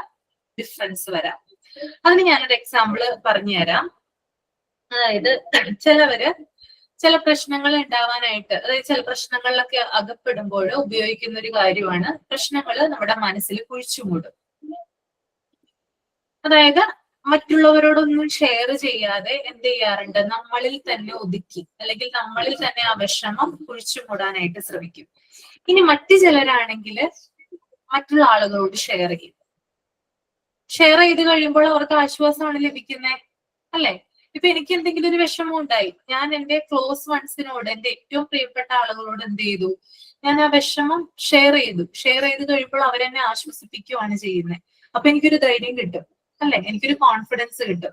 അപ്പൊ എന്ത് ചെയ്യും, എന്റെ ആ ഒരു ഡിഫൻസ് മെക്കാനിസം, അതായത് ഞാൻ ആ പ്രോബ്ലം ഒരാളോട് ഷെയർ ചെയ്യുന്നതിലൂടെ അവിടെ ഡിഫൻസ് മെക്കാനിസം വർക്ക് ചെയ്യുവാണ് ചെയ്യുന്നത്. അപ്പൊ എന്റെ പ്രോബ്ലം അവിടെ പകുതി തീർന്നു. അത്രയും നേരം വിഷമിച്ചുകൊണ്ടിരുന്ന ഞാൻ, ഒരു പോംവഴിയും ഇല്ല എന്ന് വിചാരിച്ചുകൊണ്ടിരുന്ന ഞാൻ എന്റെ ക്ലോസ് ആയിട്ടുള്ള ഒരാളോട് അത് ഷെയർ ചെയ്ത് കഴിഞ്ഞപ്പോൾ പകുതി എനിക്ക് ആശ്വാസമായി. അവിടെ ഡിഫൻസ് മെക്കാനിസം വർക്ക് ചെയ്യുന്നത്. മിസ്സേ, ഞാനൊരു കാര്യം പറയട്ടെ മിസ്സേ? പറഞ്ഞോളൂ. ഞാൻ ഇന്നലെ ഇവിടെ പറഞ്ഞിട്ടുണ്ടായിരുന്നു, ഞാന് സ്ഥാനാർത്ഥിയായിട്ട് നിക്കണുണ്ട് ഇലക്ഷനില്. അപ്പൊ ഞാന് ഇത് ഫ്ലക്സ് ഒക്കെ അടിച്ചു, എല്ലാതും കഴിഞ്ഞു. ലാസ്റ്റ് വരെ എത്തി. ഇന്നലെ നോക്കുമ്പോ വോട്ടർ പട്ടികയിൽ എന്റെ പേരില്ല. പക്ഷെ ഇവരത് സ്ഥാനാർത്ഥിയായിട്ട് പ്രഖ്യാപിച്ചു, പക്ഷെ വോട്ടർ പട്ടികയിൽ പേരില്ല. ഫ്ലക്സ് ഒക്കെ അടിച്ചു. ഫ്ലക്സ് എവിടെയും വെച്ചിട്ടൊന്നുമില്ല. ഫ്ലക്സ് ഒക്കെ അടിച്ചു കൊടുന്നു വെച്ചു. ഞങ്ങള് ഇറങ്ങിയിട്ടൊന്നും ഇല്ല വോട്ട് ചോദിക്കാന്. അപ്പൊ ഇന്ന് മുതൽ ഇറങ്ങാന്നാണ് വിചാരിച്ചിട്ടുണ്ടായിരുന്നത്. അപ്പൊ അവര് ഇന്നലെ നോക്കിയപ്പോ പറയണു അതില് പേരില്ല. പക്ഷെ ഞാന് 2020 ഞാന് വോട്ട് ചെയ്തിട്ടുണ്ട്, പക്ഷെ പേരില്ല. അപ്പൊ ഇവര് ഈ വാർഡുകൾ തമ്മില് ഇപ്പൊ മാറ്റിയിട്ടുണ്ട്. ഇപ്പൊ 14-ാം വാർഡ് ഉള്ളത് ഇപ്പൊ 15-ാം വാർഡ് അങ്ങനൊക്കെ ആയിട്ട് മാറിയിട്ടുണ്ട്. അപ്പൊ ഇവിടെ ഹസ്ബൻഡിന്റെ അമ്മയ്ക്കും ഇല്ല, എനിക്കും ഇല്ല. ഹസ്ബൻഡിനുണ്ട്. അപ്പൊ എല്ലാരും ഇതേപോലെ എല്ലാരും അറിഞ്ഞിരിക്കണു ഞാനാണ് നിക്കണത്. അപ്പൊ എല്ലാരും എന്നെ അറിയാം, നല്ല ഇതുള്ള ആൾക്കാരാണ്, എന്നെ അറിയാം. അപ്പൊ എല്ലാരും ഇപ്പൊ വോട്ട് ചെയ്യാന്നൊക്കെ പറഞ്ഞു. എനിക്കറിയുന്ന ആൾക്കാർ കേട്ടാ. എല്ലാരും ഞാൻ 100% ഞാൻ ഉറപ്പിച്ചിട്ടുണ്ടായിരുന്നു ഞാൻ എന്തായാലും ജയിക്കുന്നു. അങ്ങനെയായിരുന്നു. അച്ഛനും കുറെ അച്ഛനറിയുന്ന ആൾക്കാരോടും ഒക്കെ പറയും ഇതൊക്കെ ചെയ്തു. അവരൊക്കെ ഉറപ്പിച്ചു. കാരണം അവര് പാർട്ടി നോക്കിയിട്ടല്ല കേട്ടാ, സ്നേഹബന്ധത്തിന്റെ ഇതില് എല്ലാരും വോട്ട് ചെയ്യാന്ന് അങ്ങനൊക്കെ പറഞ്ഞിട്ടുണ്ടായിരുന്നു. അപ്പൊ ഇപ്പൊ എല്ലാരും കരയുക ചെയ്യണത്. ഇപ്പൊ പറ്റണില്ല, നിക്കാൻ പറ്റുന്നില്ല. കുറെ ശ്രമിച്ചു, നിക്കാൻ പറ്റണില്ല എന്നാണിപ്പോ. നല്ല വിഷമമുണ്ട്. കാരണം ഇങ്ങനെ ഫോട്ടോ ഒക്കെ എടുത്ത് ഫ്ലക്സ് ഒക്കെ അടിച്ചു ഇതായിട്ട് പറ്റില്ല എന്ന് പറഞ്ഞപ്പോ ഭയങ്കര കളിയാക്കണ ആൾക്കാര് കുറെ ഉണ്ടേ. അപ്പൊ അങ്ങനെ ഞാൻ പറയും, ഞാൻ എന്റെ അച്ഛൻ ഇങ്ങനെ കരയണത് ഞാൻ കണ്ടിട്ടില്ല. അച്ഛമ്മ മരിച്ചിട്ട് പോലും അച്ഛൻ ഇങ്ങനെ കരഞ്ഞിട്ട് ഞാൻ കണ്ടിട്ടില്ല. അങ്ങനെ ഇന്നലെ ഭയങ്കര കരച്ചിലായിരുന്നു അച്ഛനും ഹസ്ബൻഡും. അപ്പൊ അങ്ങനെ ഒരു ഞാൻ ക്ലാസ്സിന് കയറണം എന്ന് നടക്കും ഞാൻ വിചാരിച്ചു. മിസ് ഇങ്ങനെ പറഞ്ഞു കേട്ടപ്പോ ഞാൻ എന്റെ ഫ്രണ്ട്സിനോട് പിന്നത്തെ ഫ്രണ്ട്സിനോടൊക്കെ ഞാൻ ഷെയർ ചെയ്തിട്ടുണ്ടായിരുന്നു ഫോട്ടോസൊക്കെ. അവരോട് പറഞ്ഞിട്ടുണ്ടായിരുന്നു, എല്ലാവരും ഓൾ ദി ബെസ്റ്റ് പറഞ്ഞിട്ടുണ്ടായിരുന്നു. അപ്പൊ അവരോട് പറയണ്ടേ ഞാൻ ഇങ്ങനെ നിക്കണില്ല, ഇങ്ങനെ പറ്റിയിട്ടുണ്ടെന്ന്. അപ്പൊ സാരില്ല ശരണ്യ, ഇതിലും വലിയൊരു ചാൻസ് വരും കേട്ടോ, പേടിക്കണ്ട. ഇതിപ്പോ തട്ടിക്കളഞ്ഞത് ചിലപ്പോ ഇനി വലുത് വരാൻ വേണ്ടിയിട്ടായിരിക്കാം. അങ്ങനെയാണെന്ന് ആശ്വസിക്കുക കേട്ടോ, അല്ലാതെ എന്ത് പറയാനാണ് കേട്ടോ. വലിയൊരു ചാൻസ് വരും, നശിപ്പിക്കണ്ട. മിസ്സേ, ഈ വാർഡ് വിഭജനം വന്നല്ലോ ഇപ്പോ, അതിനുശേഷം മിസ്സേ ഇത്രയും വോട്ടില്ലാത്തത്. ഓരോരുത്തർക്കും വോട്ടില്ല. നമ്മൾ ഇറങ്ങുമ്പോ നമുക്ക് അറിയാവുന്നവര് വന്ന് ഇവിടെ വന്ന് സങ്കടം പറയാ ചെയ്യുന്നത്. ഇതാണ് വോട്ടില്ലല്ലോ, എന്ത് ചെയ്യും. ഇനി എന്തെങ്കിലും ചെയ്യാൻ പറ്റുമോ എന്നാ ചോദിക്കുന്നത്. പക്ഷെ ഇനി ഒന്നും നമുക്ക് ഈ കോർപ്പറേഷൻ അവിടെ ഒന്നും ചെയ്യാൻ പറ്റില്ല. ഇനിയിപ്പോ ഈ തദ്ദേശ സ്വയംഭരണം പ്രഖ്യാപിച്ചില്ലേ, ഇനി നിയമസഭയുടെ എന്തെങ്കിലും ചെയ്യാൻ പറ്റത്തുള്ളൂ. അങ്ങനെ ഈ വാർഡ് വിഭജനം വന്നതുകൊണ്ടാണ്. പക്ഷെ എന്ത് കഷ്ടമായി പോയിരുന്നു, കഷ്ടമായി. പക്ഷെ എനിക്ക് എന്താന്നറിയോ പറയാലോ, പക്ഷെ ഇവര് ആദ്യം ഒരു മാസം മുമ്പേ കൊടുത്തിരിക്കുന്നു, വോട്ട് ലിസ്റ്റ് കൊടുത്തിരിക്കുന്നുണ്ടെന്ന് ഇവരെ കയ്യില്. അപ്പൊ ഇവര് അന്ന് തന്നെ ഇത് ചെക്ക് ചെയ്തിട്ട് എന്റെ പേര് ഇല്ലാന്നുണ്ടെങ്കിൽ നമ്മളിങ്ങനെ വെക്കില്ലല്ലോ, ഒരു സ്ഥാനാർത്ഥിനെ വെക്കില്ലല്ലോ. അപ്പൊ ഇനിയിപ്പോ അഥവാ എന്റെ പേര് ഇല്ലാന്നുണ്ടെങ്കിലും ഈ കഴിഞ്ഞ 7-ാം തീയതി വരെ ഉണ്ടായിരുന്നു ചേർക്കലുണ്ടായിരുന്നു. അങ്ങനെയെങ്കിലും ചെയ്യായിരുന്നു. പക്ഷെ ഇവര് എന്താ വിചാരിച്ചെന്നറിയോ, എന്റെ പേര് എന്തായാലും ഇവിടെ ഉണ്ടാവും, ഞാൻ മുന്നേ വോട്ടുകളൊക്കെ ചെയ്തിട്ടുണ്ടല്ലോ എന്നുള്ളൊരു ധൈര്യത്തിൽ അവരിരുന്നു, എന്തായാലും പേരുണ്ടാവുന്നു. അതാണ് ഉണ്ടായത്. എന്റെ പേരുണ്ടായിരുന്നില്ല മിസ്. എന്നിട്ട് പിന്നെ ചേർക്കുക ചെയ്തത് ഇപ്രാവശ്യം. അങ്ങനെ ഒരു നോട്ടീസ് വന്നു, പേരില്ല എന്ന് പറഞ്ഞിട്ട്. എന്നിട്ട് പിന്നെ നമ്മ അവിടെ പോയിട്ട് ശരിയാക്കിയ ചെയ്തത്. അതെ അല്ലേ.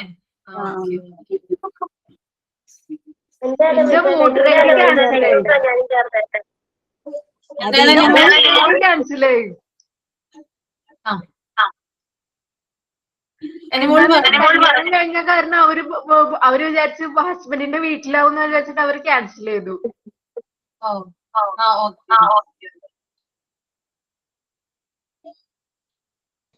അവര് പറയണ ഒരു 5 ദിവസം മുന്നെയാണ് പറയണെന്നുണ്ടെങ്കിൽ, ഒരു 5 ദിവസം മുന്നെയാണ് പറയണെന്നുണ്ടെങ്കിലും അവര് എങ്ങനെയൊക്കെ ചെയ്തീർന്നു, എന്തെങ്കിലുമൊക്കെ ചെയ്തീർന്നു എന്ന് പറയണം. പക്ഷെ ഞങ്ങളിത് ഇന്നലെയാണ് അറിഞ്ഞത്. ഞങ്ങൾ ഇന്ന് ഇറങ്ങാന്ന് വിചാരിച്ചിട്ട് ഇരിക്കുകയായിരുന്നു വോട്ടൊക്കെ ചോദിച്ചിട്ട്. പക്ഷെ അവര് ഇന്നലെയാണ് ഇതറിഞ്ഞത്.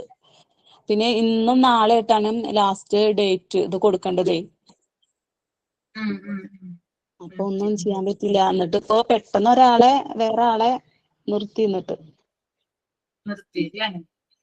ഇതിലിപ്പോ എന്താന്നറിയോ ഒരു ഇതുണ്ടായിരുന്നത്, ഞങ്ങള് നിക്കണത്തുനിന്ന് അപ്പൊ കുറച്ചുകൂടി ഒരു 1-2 കിലോമീറ്റർ കഴിഞ്ഞാൽ എന്റെ വീടായി. അപ്പൊ എന്റെ വീടിന്റെ ഏരിയയും ഞങ്ങൾ ഈ വാർഡിൽ പെടുന്നുണ്ട്, ഈ വാർഡില്. അപ്പൊ എന്റെ ഭാഗത്തുള്ള ആൾക്കാർ എനിക്ക് വോട്ട് ചെയ്യുന്ന എനിക്ക് ഉറപ്പാണ്. അപ്പൊ അങ്ങനെ ഒരു വിജയം ഉണ്ട് എന്നുള്ള ഉറപ്പിച്ചിട്ടുണ്ടായിരുന്നു എല്ലാരും. അതുകൊണ്ട് ഇല്ലാതായി. അപ്പൊ ഇത് മറ്റുള്ളവരെ കളിയാക്കലാണ്. ഇത് ഈ 3/4 വരെ എത്തിയിട്ട് നമുക്ക് നഷ്ടപ്പെടുമ്പോൾ ഒരു ഇതില്ലേ, അങ്ങനെ ഒരു കളിയാക്കല്. എന്തായാലും വിഷമിക്കൊന്നും വേണ്ട കേട്ടോ, ഇതിലും വലിയ അവസരം വരും, കാത്തിരിക്കുക കേട്ടോ. അപ്പൊ എന്നെ ഓർക്കും ശരണ്യ മിസ് എന്ന് പറഞ്ഞിരുന്നല്ലോ എന്ന് ഓർക്കും കേട്ടോ. അല്ല മിസ് ഇങ്ങനെ പറയുന്നുണ്ട്, ഇങ്ങനെ ഇപ്പൊ അതാണല്ലോ ഇപ്പൊ എടുക്കണത്, ആ ചാപ്റ്ററിൽ ഇങ്ങനത്തെ ഒരു ഇതാണല്ലോ എടുക്കണത്. അപ്പൊ മിസ് എന്തെങ്കിലും സമാധാനിപ്പിക്കുന്ന രീതിയിൽ എന്തെങ്കിലും പറയുകയാണെങ്കിൽ നമുക്ക് ഇപ്പൊ ഈ വിഷമിച്ചിരിക്കുന്ന സമയത്ത് ഒരു ഇതാണല്ലോ വെച്ചിട്ട് പറഞ്ഞേ ഞാൻ മിസ്സിനോട്. അതെ, ഓക്കെ, മനസ്സിലായി എനിക്ക് കേട്ടോ. ഓക്കെ, അപ്പൊ നമ്മള് പറഞ്ഞു വന്ന കാര്യമാണ്, അതായത് ചിലവര് കുഴിച്ചുമൂടാനായിട്ട് ശ്രമിക്കും പ്രശ്നങ്ങൾ വരുമ്പോൾ. ചിലവരാണെങ്കിൽ അത് മറ്റുള്ളവരോട് ഷെയർ ചെയ്യും. പിന്നെ മറ്റു ചിലരാണെങ്കിൽ ഇതൊരു പ്രശ്നമല്ല എന്നുള്ള ഒരു രീതിയിൽ നിൽക്കും. ചില ആളുകളുണ്ടല്ലേ, അങ്ങനെയുള്ള ആളുകൾ ശരിക്കും പറഞ്ഞാല് എന്താ പറയാ, ഒരു തരത്തിൽ പറഞ്ഞാല് അവര് എന്താ പറയാ ബോധേഡാവുന്നില്ല. എനിക്കൊരു പ്രശ്നമല്ല, ആളുകൾ എന്ത് വേണമെങ്കിലും വിചാരിച്ചോട്ടെ, ഐ ഡോണ്ട് കെയർ, അങ്ങനെ പറയുന്ന ആളുകളില്ലേ. ശരിക്കും പറഞ്ഞാൽ അത് നല്ലതാണ്.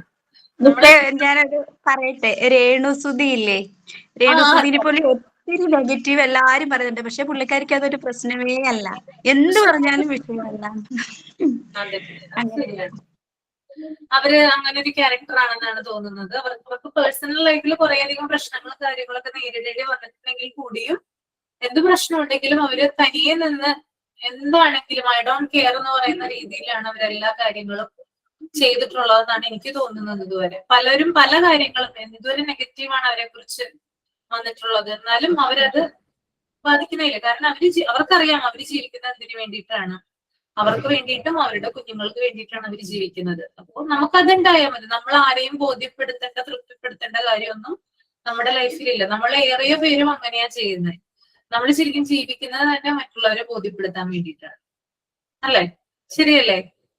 അതെ മാം, മറ്റുള്ളവർ എന്ത് പറയും എന്നുള്ള ചിന്തയിലാണ് നമ്മൾ ജീവിക്കുന്നത്.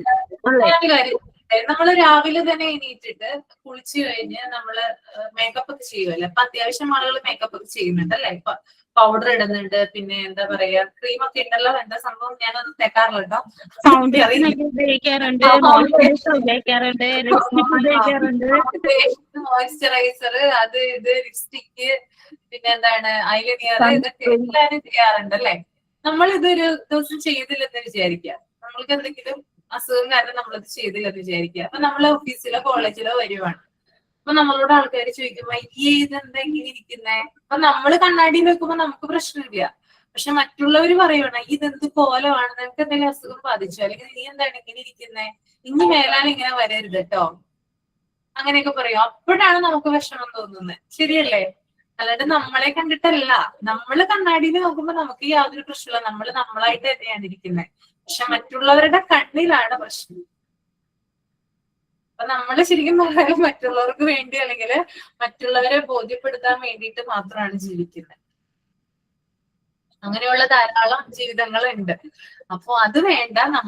നമ്മളെ തന്നെ ബോധ്യപ്പെടുത്താൻ മതി. നമ്മളെ തന്നെ തൃപ്തിപ്പെടുത്തുക. നമ്മൾക്ക് എന്താണോ വേണ്ടത് നമുക്കറിയാലോ. വേറെ മറ്റുള്ളവരുടെ ആവശ്യത്തിന് അല്ലെങ്കിൽ അവരുടെ ഇതിന് വേണ്ടിയിട്ട് നമ്മള് എന്താ പറയാ നമ്മൾ അങ്ങനെ ആയിത്തീരേണ്ട കാര്യമൊന്നുമില്ല. നിങ്ങൾക്ക് എന്താണോ ശരി, നിങ്ങൾക്ക് എന്താണോ ഇപ്പൊ നിങ്ങൾക്ക് മേക്കപ്പ് ഇട്ടാല് നിങ്ങൾക്ക് കംഫർട്ടാണ്, ഓക്കെ, നിങ്ങളത് ചെയ്തോളൂ. ഇനി നിങ്ങൾക്ക് മേക്കപ്പ് ഇട്ടില്ല, യാതൊരു പ്രശ്നമില്ല, വേണ്ട, നിങ്ങളത് ചെയ്യണ്ട. ആ ഒരു രീതിയിൽ മതി. നിങ്ങൾക്ക് എന്താണോ കംഫർട്ട് ആയിട്ടുള്ളത്. ഇപ്പൊ നിങ്ങൾക്ക് ലിപ്സ്റ്റിക് ഇട്ട് കഴിഞ്ഞാൽ കൂടുതൽ സുന്ദരിയായിട്ട് തോന്നുന്നുണ്ടെങ്കിൽ തീർച്ചയായിട്ടും നിങ്ങൾക്ക് അത് ഇടാം. അപ്പൊ വേറൊരാള് കണ്ട് പറയുവാണ് ഈ ഇതെന്താണ് ലിപ്സ്റ്റിക്കിൽ പൊതിഞ്ഞു വെച്ചിരിക്കുകയാണല്ലോ, ഒരു ഭംഗിയില്ല, ബോറാണ് കേട്ടോ എന്ന് പറഞ്ഞാൽ നിങ്ങളത് കാര്യമാക്കേണ്ട കാര്യമേ ഇല്ല. നിങ്ങൾക്ക് നല്ലതാണോ എന്ന് തോന്നുന്നുണ്ടെങ്കിൽ നിങ്ങൾ തീർച്ചയായിട്ടും അത് ചെയ്യും കേട്ടോ. ആ ഒരു രീതി പിന്തുടരുന്നതാണ് ഏറ്റവും നല്ലത്. ആളുകൾ പലതും പറയും, അത് നമ്മൾ മൈൻഡേ ചെയ്യേണ്ട ആവശ്യമില്ല. നല്ലതാണെങ്കിൽ അതിൽ നിന്ന് നല്ല കാര്യങ്ങൾ എടുക്കാം, ചീത്തയാണെങ്കിൽ അത് വിട്ട് കളയാം. എന്നാലേ നമ്മുടെ ലൈഫ് നല്ല രീതിയിൽ മുന്നോട്ട് പോവുള്ളൂ. അല്ലെങ്കിൽ എപ്പോഴും നമ്മൾ ജീവിതാവസാനം വരെ, നമ്മുടെ മരണം വരെ മറ്റുള്ളവരെ ബോധ്യപ്പെടുത്താനും തൃപ്തിപ്പെടുത്താനും വേണ്ടി ജീവിക്കേണ്ടി വരും. അങ്ങനെ ജീവിച്ചിട്ട് എന്തിനാ? യാതൊരു ഗുണമില്ല അങ്ങനെ ജീവിച്ചിട്ട്, അല്ലേ? നിങ്ങൾക്ക് തോന്നാറുണ്ടോ? നമ്മൾ കുറ്റബോധമാവും, നമുക്ക് വേണ്ടി ഒന്നും ജീവിക്കില്ല എന്നുള്ളത്. അതെ അതെ, ലാസ്റ്റ് ടൈം ആവുമ്പോ നമുക്ക് ചെയ്യാൻ പറ്റില്ല. നമ്മൾക്ക് ആയ കാലത്ത് ചെയ്യാൻ പറ്റുന്ന കാര്യങ്ങൾ ആ സമയത്ത് ചെയ്യാൻ പറ്റില്ല. അപ്പൊ നമ്മൾ പിന്നെ കുറ്റബോധമായിരിക്കും നമുക്ക്. ശരിക്കും പറഞ്ഞപ്പോ രമ്യ പറഞ്ഞോളൂ, അയ്യോ അതെല്ലാം ചെയ്യാൻ പറ്റിയില്ല, അന്ന് ഞാനിത് ചെയ്യണമായിരുന്നു, അല്ലെങ്കിൽ അവര് പറയണത് ഞാൻ കേൾക്കണ്ടായിരുന്നു എന്നൊക്കെ നമുക്ക് തോന്നും. പക്ഷെ ആ സമയം നമ്മൾ കുറെ അധികം വൈകിട്ടുണ്ടാവും. ആ സമയമാകുമ്പോൾ നമുക്കൊന്നും ചെയ്യാൻ പറ്റിയെന്ന് വരില്ല. ഓക്കെ, അപ്പൊ ഇപ്പൊ ചെയ്യേണ്ട കാര്യങ്ങൾ ഇപ്പൊ നല്ലോണം ചെയ്യാന്നുള്ളതാണ്. നിങ്ങൾക്ക് എന്താണോ നല്ലതെന്ന് തോന്നുന്നത് അതിൽ തന്നെ ഉറച്ചു നിൽക്കുക. അങ്ങനെ തന്നെ ലൈഫ് മുന്നോട്ട് കൊണ്ടുപോകും. ഓക്കെ, ഇനി നമ്മള് ഇപ്പൊ ഞാൻ കുറച്ച് ഡിഫൻസ് മെക്കാനിസം എക്സാമ്പിൾ പറഞ്ഞില്ലേ. ഇനി നമ്മൾക്ക് കുട്ടികളിൽ എങ്ങനെയാണ് ഈ ഡിഫൻസ് മെക്കാനിസം വർക്ക് ചെയ്യുന്നതെന്ന് നോക്കാം. അതിനൊരു എക്സാമ്പിൾ പറയാം. ഒരു ക്ലാസ് റൂമില് ടീച്ചർ വന്നു. അപ്പൊ ഫ്രണ്ട് ബെഞ്ചില് 3 കുട്ടികൾ ഇരിപ്പുണ്ട്. ഈ ഫ്രണ്ട് ബെഞ്ചിൽ ഇരിക്കുന്ന 3 കുട്ടികളും അത്യാവശ്യം കുസൃതികളാണ്. അപ്പൊ ടീച്ചർ തലേ ദിവസം ഹോംവർക്ക് കൊടുത്തിട്ടുണ്ടായിരുന്നു ചെയ്യാനായിട്ട്. അപ്പൊ ടീച്ചർ ചോദിച്ചു, എല്ലാവരും ഹോംവർക്ക് ചെയ്തോ? അങ്ങനെ ചോദിക്കാറുണ്ടോ ടീച്ചറ്? ഉണ്ടല്ലോ, എല്ലാ ക്ലാസ് റൂമിലും ചോദിക്കാറുണ്ട് അല്ലെ? അപ്പൊ എല്ലാവരും കൈപൊക്കി, ഈ 3 കുട്ടികൾ മാത്രം കൈപൊക്കുന്നില്ല. ഓക്കെ, അപ്പൊ ടീച്ചർ ആദ്യത്തെ കുട്ടിയോട് ചോദിച്ചു, നീ എന്താണ് ഹോംവർക്ക് ചെയ്യാതിരുന്നെന്ന് ചോദിച്ചു. അപ്പൊ കുട്ടി പറഞ്ഞ ഉത്തരം ഇതാണ്, ഞാൻ മറന്നുപോയി ടീച്ചറെ. അതൊരു ഡിഫൻസ് മെക്കാനിസം ആണ്. നിങ്ങൾ എല്ലാവരും ഉപയോഗിക്കുന്ന ഒരു ഡിഫൻസ് മെക്കാനിസം ആണ് ഞാനിപ്പോ പറഞ്ഞത്. ആദ്യത്തെ കുട്ടി പറഞ്ഞ ഡിഫൻസ് മെക്കാനിസം മറന്നുപോയി. ഓക്കെ, അപ്പൊ ടീച്ചർ ഓക്കെ. ഇനി രണ്ടാമത്തെ കുട്ടിയോട് ചോദിച്ചു, നീ എന്താണ് ഹോംവർക്ക് ചെയ്യാതിരുന്നെന്ന് ചോദിച്ചു. അപ്പൊ ആ കുട്ടി പറയുന്ന ഉത്തരം എന്ന് പറഞ്ഞാല്, എന്റെ അമ്മ എന്റെ കൂടെ ഇരുന്നില്ല. എന്റെ അമ്മ എന്റെ കൂടെ ഡെയിലി ഇരിക്കും ഹോംവർക്കും എന്നെ പഠിപ്പിക്കാനും വേണ്ടിയിട്ട്. ഇന്നലെ അമ്മയ്ക്ക് തിരക്ക് കാരണം എന്റെ കൂടെ ഇരിക്കാൻ പറ്റിയില്ല, അതുകൊണ്ട് എനിക്ക് ഹോംവർക്ക് ചെയ്യാൻ പറ്റിയില്ല. അപ്പൊ എന്റെ ഭാഗത്ത് തെറ്റില്ല. കാരണം ആരുടെ ഭാഗത്താ തെറ്റ്? അമ്മയുടെ ഭാഗത്താണ്. അമ്മ കൂടെ ഇരുന്നില്ല എന്നാ പറയുന്നത്. ഓക്കെ, ഇനി മൂന്നാമത്തെ കുട്ടിയോട് ചോദിച്ചു. മൂന്നാമത്തെ കുട്ടിയോട് ചോദിക്കുന്നത് എങ്ങനെയാണ്, എന്താണ് നീ ഹോംവർക്ക് ചെയ്യാതിരുന്നത്? മറന്നുപോയോ? അല്ലെങ്കിൽ അമ്മ കൂടെ ഇരുന്നില്ലേ എന്നാണ് ഈ കുട്ടിയോട് ചോദിക്കുന്നത്. അപ്പൊ ഈ കുട്ടി പറയുവാണ്, അയ്യോ ഞാൻ മറന്നുപോയില്ല, എന്റെ അമ്മ കൂടെ ഇരിക്കുകയും ചെയ്തു, അതൊന്നും ഒരു പ്രശ്നമല്ല. പക്ഷേ എന്റെ പെൻസിൽ ഒടിഞ്ഞുപോയി. എഴുതാൻ നേരത്ത് എന്റെ പെൻസിലിന്റെ മൊന ഒടിഞ്ഞുപോയി എന്ന് പറയുവാണ്. അവിടെ കട്ടർ ഉണ്ടായിരുന്നില്ല, എന്റെ ചേട്ടന്റെ അടുത്ത് ഉണ്ടായിരുന്നില്ല, വേറെ പെൻസിൽ ഉണ്ടായിരുന്നില്ല ടീച്ചറെ.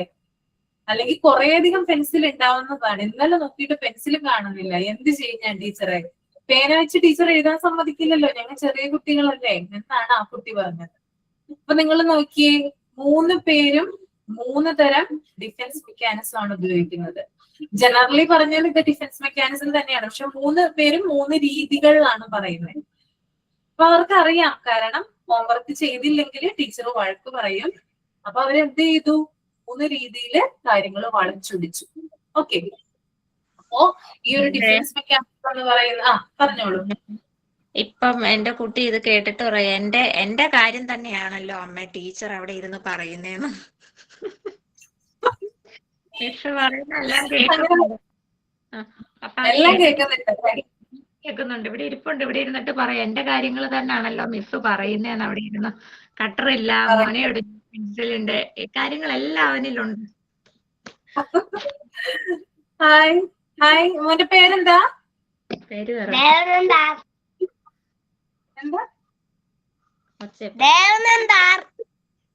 ദേവനന്ദൻ. ദേവനന്ദ് ആർ. ദേവനന്ദ്. LKG യിലാണോ? ഏത് ക്ലാസ്സിലാ? 2ാം ക്ലാസ്. 2ാം ക്ലാസ്സിലാണ് അല്ലേ? ഇന്ന് ക്ലാസ് ഉണ്ടായിരുന്നില്ലേ? പനി ആയതുകൊണ്ട് പോയില്ല. ഇപ്പൊ 2 ദിവസമായി പോയിട്ട്. പനിയാണല്ലേ? ഓക്കെ. മരുന്നൊക്കെ കഴിക്കുന്നുണ്ടോ വാവ? മരുന്ന് കഴിക്കുന്നുണ്ടോന്ന്? അയ്യോ, അത് ബലം പിടിച്ച് കുടിപ്പിക്കണം. ഓ, അതെങ്ങനെയെങ്കിലും കഴിച്ചു തീർക്കുന്നല്ലേ ടീച്ചറെ? അങ്ങനെയല്ലേ പറയാൻ വന്നത്? ആണോ?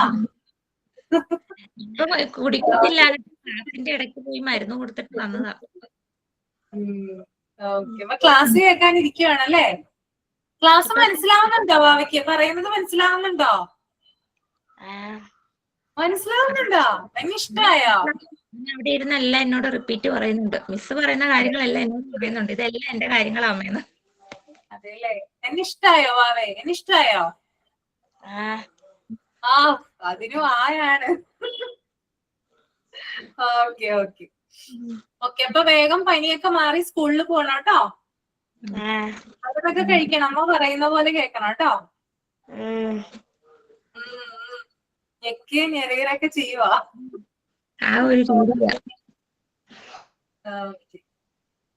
ഓക്കെ, അപ്പൊ ഈ ഡിഫൻസ് മെക്കാനിസം എന്ന് പറയുന്നത് നമ്മൾ ശരിക്കും പറഞ്ഞാല് യാഥാർത്ഥ്യത്തെ വളച്ചൊടിക്കുക ചെയ്യുന്നത്.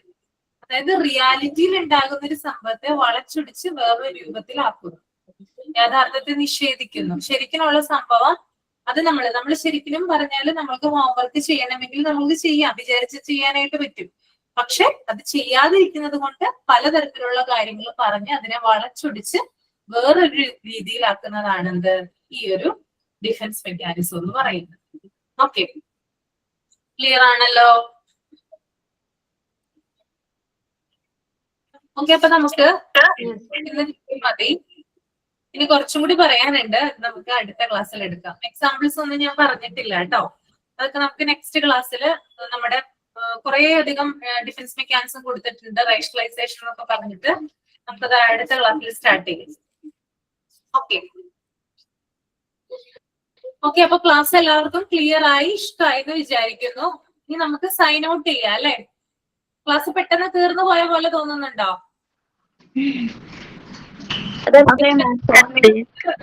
എല്ലാ ബാച്ചിലും പറയും മിസ് പെട്ടെന്ന് ക്ലാസ് തീർന്നു പോയി കുറച്ചും കൂടി എടുക്കുമെന്ന് ചോദിക്കും. അതിന്റെ പ്രത്യേകത അതായത് നമ്മളുമായിട്ട് കണക്റ്റഡ് ആണ് ഡിഫൻസ് മെക്കാനിക്സ്. അപ്പൊ നമുക്ക് ഭയങ്കര ഇൻട്രസ്റ്റ് ആണ് അത് കേൾക്കാനായിട്ട്. അതുകൊണ്ടാണ് കേട്ടോ. വേറെ ചാപ്റ്റർ ഒന്നും ഇതിനകത്ത് ഉണ്ടാവില്ല, അതൊന്നും ഇതിനകത്ത് വിടില്ല. എന്നാലും ഇത് ഒരു പ്രത്യേകതയാണ്. പക്ഷെ എക്സാം വരുമ്പോ കുട്ടികൾക്ക് കുറച്ചും കൂടി പേടിയുമാവും അത് എങ്ങനെയൊക്കെയാ ചോദിക്കാന്നുള്ള രീതിയിൽ. അപ്പൊ അതൊന്നും ഓർത്ത് നിങ്ങൾ പറയാവേണ്ട, ഞാനല്ലേ എടുക്കുന്നേ, ഞാൻ തന്നെയാണ് ഇടുന്നത്. അപ്പൊ അതിനനുസരിച്ചിട്ടുള്ള കാര്യങ്ങൾ. അപ്പൊ നിങ്ങൾ ക്ലാസ് ശ്രദ്ധിച്ചിരിക്കുക. ഡിഫൻസ് മെക്കാനിസം എന്ന് പറയുമ്പോൾ നമുക്ക് പല രീതിയിൽ നമുക്ക് അതിനെ ഉൾക്കൊള്ളാനായിട്ട് സാധിക്കും. അപ്പൊ ശ്രദ്ധിച്ചിരിക്കുക എന്നുള്ളതാണ് പ്രധാനപ്പെട്ട കാര്യം. നമുക്ക് എത്രമാത്രം അത് മനസ്സിലായി എന്നുള്ളതാണ് ഇതിനകത്ത് ഇമ്പോർട്ടൻസ് ഉള്ളത് കേട്ടോ. ഓക്കെ, അപ്പൊ സൈൻ ഔട്ട് ചെയ്തോളൂ.